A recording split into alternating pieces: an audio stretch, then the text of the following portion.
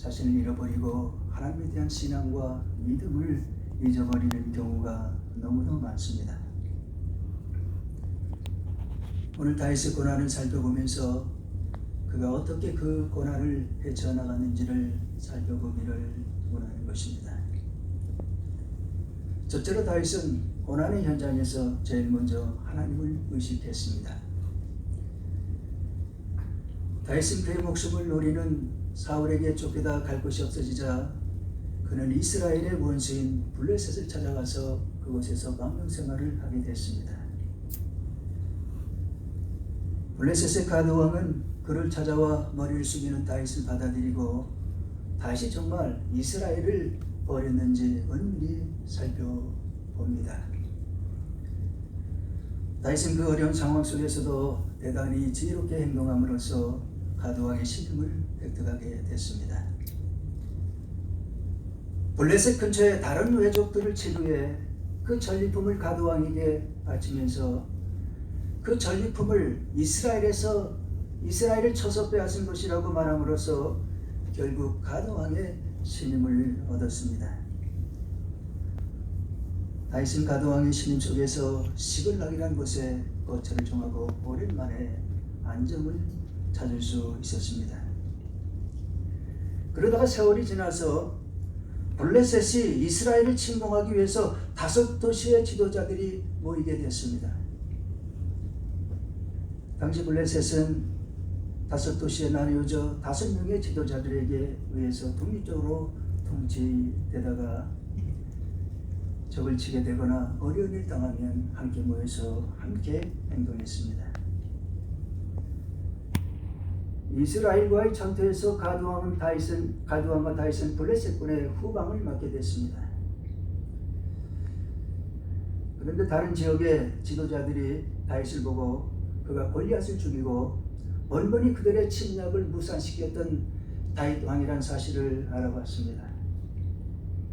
가드 왕이 그를 지지하면서 다윗이 그의 조국 이스라엘을 버리고 완전히 우리 사람이 되었다고 격설했지만 막상 전투가 벌어졌을 때 다윗이 그 마음을 바꿔서 뒤에서 그들을 배반하고 뒤쪽에서 그들을 쳐올지도 모른다는 강한 우려를 나타내서 결국 다윗은 그 전쟁에서 제되어 그들의 거처인 시글락으로 되돌아가게 되는 것입니다.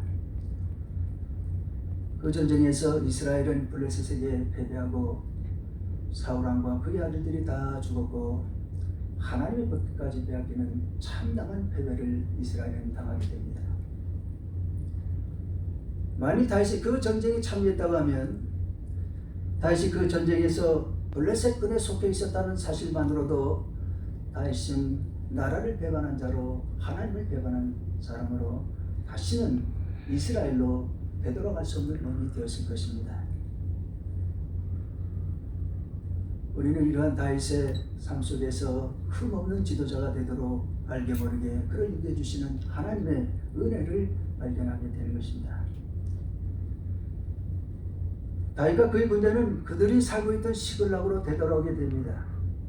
그런데 시글락으로 돌아보니 그들이 떠난 틈을 타서 아말렉군이 쳐들어와 성을 태우고 이스라엘의 모든 재산과 여자들, 아이들을 다 약탈해가고 말았습니다.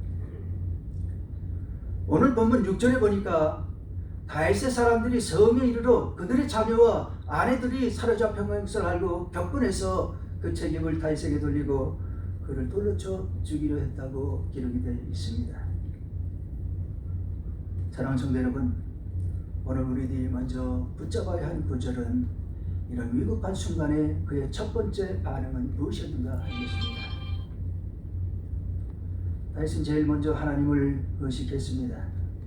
그는 그 위급한 상황에서도 흔들리지 않고 조용히 하나님 앞에 무릎을 꿇습니다. 다윗이 여호와께 묻자 가로되 내가 이 군대를 쫓아가며 미치겠나이까? 여호와께서 대답하시되 쫓아가라. 내가 반드시 미치고 정령도로 찾으리라. 대부분의 사람들이 평화로울 때는 주님을 의지하지만 갑자기 고난이 닥쳐오면 한순간 모든 믿음을 잊어버리고 걱정과 근심과 두려움에 쌓여서 세상 사람처럼 행동하는 경우가 얼마나 많습니까? 다윗은 고난이 왔을 때 제일 먼저 하나님을 의식했습니다. 다윗은 소년 시절에 아버지 양을 돌보는 목동이었습니다. 그가 목동이었을 때 블레셋군이 쳐들어온 그런 적이 있었습니다. 그때 그 전쟁에 여러분이 잘 아시는 골리앗이 블레셋의 용사로 전쟁에 참여했습니다.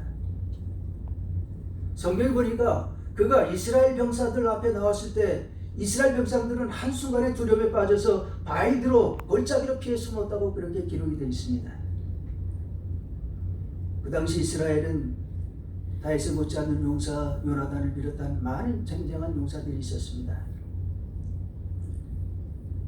요나단은 전에도 블레셋군이 쳐들어왔을 때 홀로 절벽 위로 올라가서 절벽 위에 진을 치고 있던 블레셋군을 단신으로 물리치게 했던 그런 뛰어난 용사였습니다.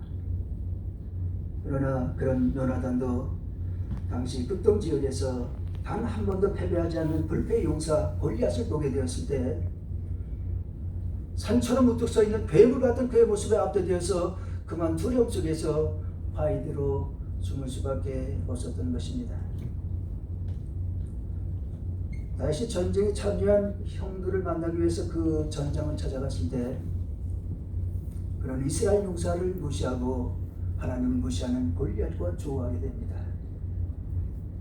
사랑하는 성도 여러분, 그때 다윗의 첫 모습이 어떤 것이었는지 여러분 기억하고 있습니까? 그러나 아무런 두려움 없이 덤덤하게 그를 바라봅니다. 그리고 그를 이기면 어떤 상을 주기로 했는지 주위 사람들에게 묻기 시작합니다. 그 말이 사울에게 들어가게 되어서 사울이 그를 부릅니다.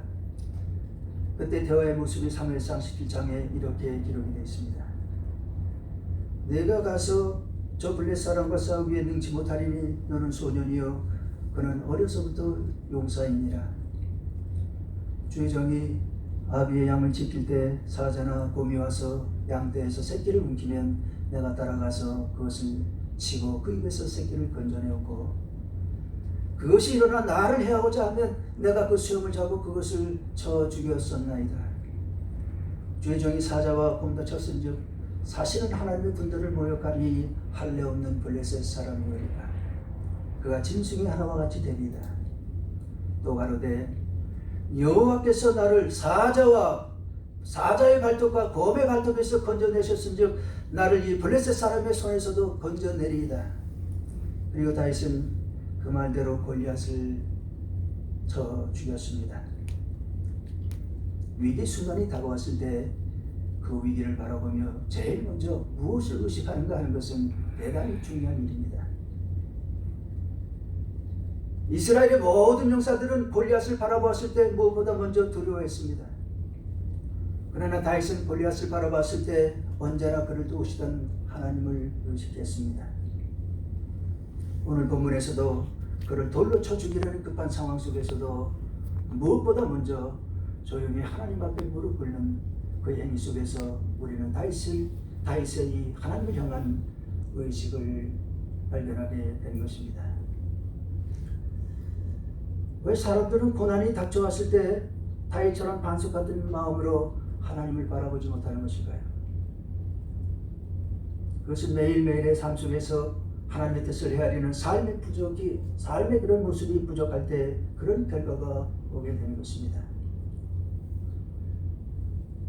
매일의 삶 속에서 작은 문제부터 큰 문제까지 주님께 우리의 모든 문제를 맡기는 삶 속에서 우리들의 매일매일 우리들의 삶 속에서 역사하시는 하나님의 신실하심과 하나님의 능력을 경험하게 되고 하나님께서 살아계심을 깨닫게 될 때 우리들은 진정한 믿음 속에서 하나님을 바라보고 하나님을 진정으로 의지하는 사람이 되는 것입니다.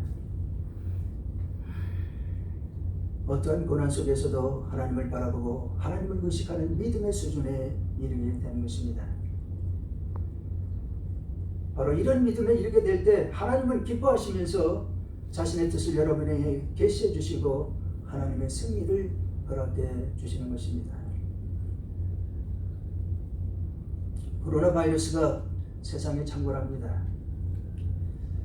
수많은 사람들이 코로나 바이러스와 백신과 또 다른 병정이 우리에게 임하고 있다는 우울한 이야기를 나눌 때 우리는 무엇보다도 먼저 믿음으로 하나님을 바라봐야 합니다.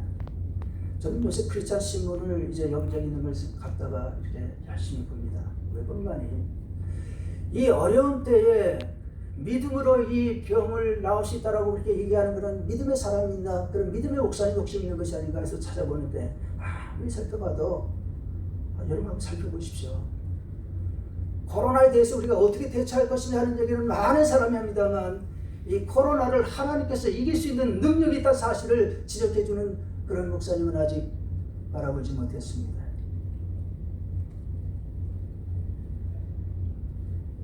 우리는 마스크를 쓰고 간격을 유지하고 손을 씻는 것을 잊어서는 안 됩니다. 그러나 그 무엇보다도 먼저 여러분의 마음속에 하나님을 의식하고 하나님을 의지하는 모습을 우리 하나님께서는 먼저 보기를 원하신다는 사실을 깊이 마음에 간직해야 합니다. 오늘도 이 코로나가 창궐하는 시대에도 하나님을 제일 먼저 의식하면서 하나님께서 지금까지 나를 보호해 주셨으니 이번에도 나를 도우시고 나와 함께 하실 것이다. 하나님께서 나에게 이 땅에 살아있는 그 목적을 가지고 있는 이상 내가 그 어떤 곳에라도 안전하게 될 것이라는 분명한 믿음을 드러내는 사람을 우리 하나님께서는 복 주시고 그를 기뻐하는 삶이 이루어질 것입니다. 둘째로 다윗은 고난 중에도 선을 행했습니다. 다윗은 아말렉군을 쫓아가면 반드시 만나 모든 것을 되찾게 될 것이라는 하나님의 응답을 듣고 급히 그들의 뒤를 쫓아가기 시작했습니다. 그러나 하나님은 어느 방향으로 가야 할지에 대해서는 말씀하지 않으셨습니다. 하나님의 계시는 대부분 단계적으로 드러나게 됩니다. 하나님께서 우리를 인도하실 때 전 과정을 다 말씀해 주시지는 않습니다. 그래서 우리들은 계속해서 기도해야 하고 계속해서 하나님의 뜻을 발견해야 합니다. 다윗의 군대가 부솔 시내를 건너서 빈들을 향해 달려가고 있을 때 다윗의 마음은 대단히 절박했습니다. 하나님께서 반드시 모든 것을 다 찾게 될 것이라고 말씀해 주셨지만 그 넓은 광야에서 아말렉군이 어디로 갔는지를 알지 못하면서 향방을 알지 못하고 달려가야 했던 다윗의 마음은 정말 답답하고 절박했을 것입니다. 한참 달려가다가 광야에 쓰러져 있는 거의 빈사 상태에 빠져 있는 한 애국 소년을 발견하게 됐습니다. 만일 여러분들이 다윗이라면 이런 경우에 어떻게 행하겠습니까? 여러분들의 삶 속에서 여러분들이 여러 가지로 바쁘고 어려울 때, 지치고 괴로울 때 여러분의 도움을 필요로 하는 이웃을 만난 경우가 분명히 있을 것입니다. 그런 경우 여러분은 어떻게 행동했습니까? 나의 처지가 너무 힘든 상황이기에 그들의 처지에 눈을 감지는 않았습니까? 다윗은 그들의 자녀들과 여인들이 납치되어 있는 위급한 상황 속에서도 광야에 버려지면 죽을 수밖에 없는 한 이방인 소년 종을 외면하지 않았습니다. 진군을 멈추고 그 소년을 돌보기 시작합니다. 우리는 이런 다윗의 모습을 보면서 왜 하나님께서 그렇게 다윗을 귀하게 여기고 다윗을 사랑했는가 하는 것을 다시 한번 깨닫게 되는 것입니다. 다윗은 시간을 다투는 위급한 상황 속에서도 누군가의 도움이 절실히 필요한 어린 종, 뜨거운 햇빛 아래 죽어가는 한 이방인 소년을 결코 외면할 수 없었습니다. 아마 그의 마음속에도 귀찮은 생각이 들었을 것입니다. 그냥 그를 외면하고 급히 그곳을 떠나기를 원했을 것입니다. 지금 내가 이 소년까지 돌볼 수 있는 그런 상황이 아니야 라는 생각이 불쑥불쑥 그의 마음속에 튀어올랐을 것입니다. 그러나 그는 그렇게 하지 않았습니다. 그는 직문을 멈추고 쓰러진 소년을 일으켜 시원한 물을 마시게 하고 무화과와 건포도와 떡을 주고 그를 회생시켰습니다. 정신을 차린 애굽인과 대화를 나누보니 그는 바로 그들이 뒤쫓고 있는 아말렉 사람의 종이었습니다. 이 종이 병들어 술 먹게 되자 그의 주인은 주저하지 않고 그를 길판에 버려버렸습니다.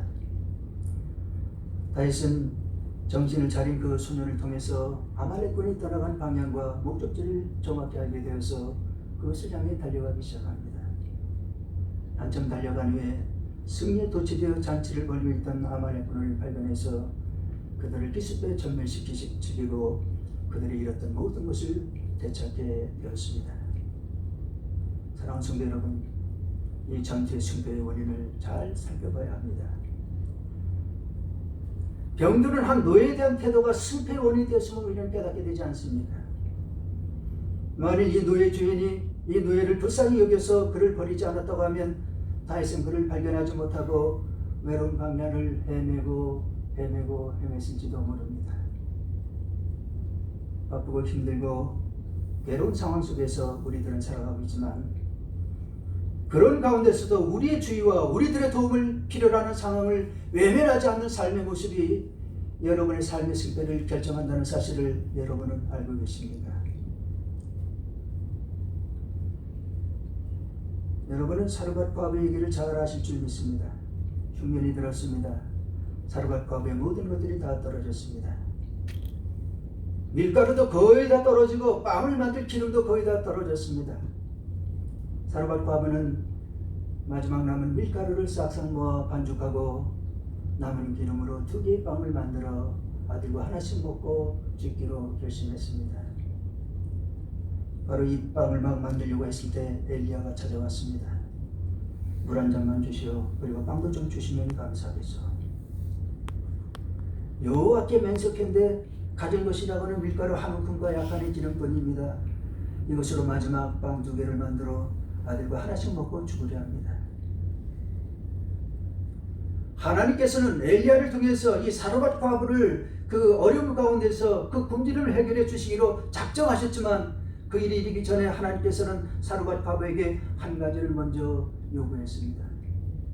열왕기상 17장 13절을 읽어보십시오. 엘리야가 저에게 이르되 두려워 말고 가서 내 말대로 하려니와 먼저 그것을 나를 위하여 작은 떡 하나를 만들어 내게로 가져오고 그 후에 너와 내 아들을 위하여 만들라. 어떻게 보면 엘리야는 너무나 뻔뻔한 요구를 하고 있는 것입니다.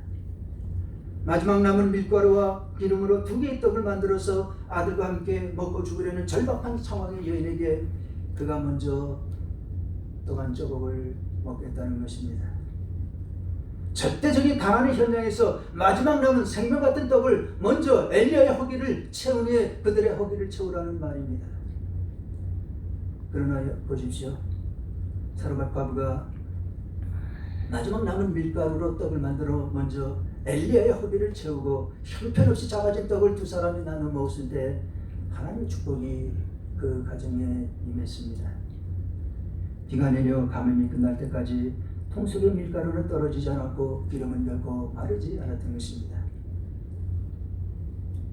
사르밧 과부의 그 괴로운 처지를 하나님께서는 해결해 주시기를 원했지만은 그 괴로운 상황 속에서도 자신보다 먼저 다윗에 대한 배려를 하나님께서는 요구하셨다는 사실을 우리는 깊이 마음에 새겨야 합니다.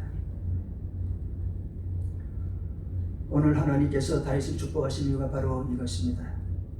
가장 급한 상황 속에서도 죽어가는 한 소년을 돌보지 않고는 견딜 수 없는 궁율의 모습을 하나님은 축복하셨던 것입니다. 여러분들이 하나님께서 축복해 주실 때 그 축복을 가지고 하나님께 영광을 돌리는 것은 대단히 귀한 일입니다. 그러나 그것보다도 더 중요한 것은 비록 내 현재의 모습이, 현재의 나의 상황이, 현재의 나의 건강이 비록 최악의 상황이라고 할지라도 그런 상황 속에서도 나를 필요로 하는 사람들과 주님 없는 교회와 복음을 외면하지 않는 삶을 하나님께서는 기뻐하시며 축복하신다는 사실을 우리는 기억해야 하는 것입니다. 우리들이 인생을 살면서 시간이 나고 물질의 여유가 생기고 건강해서 타인에게 관심을 보일 수 있는 그런 상황이 올 때 형제자매를 돌보고 교회를 섬기는 것도 중요하지만 잘못하면 그런 삶의 태도는 하나님께 영광을 돌릴 수 있는 수많은 기회를 잃어버리는 결과를 가져올 수 있다는 사실을 우리는 마음속에 기억해야 하는 것입니다. 결론을 내립니다. 작은 일이나 큰 일이나 항상 주님께 맡기십시오.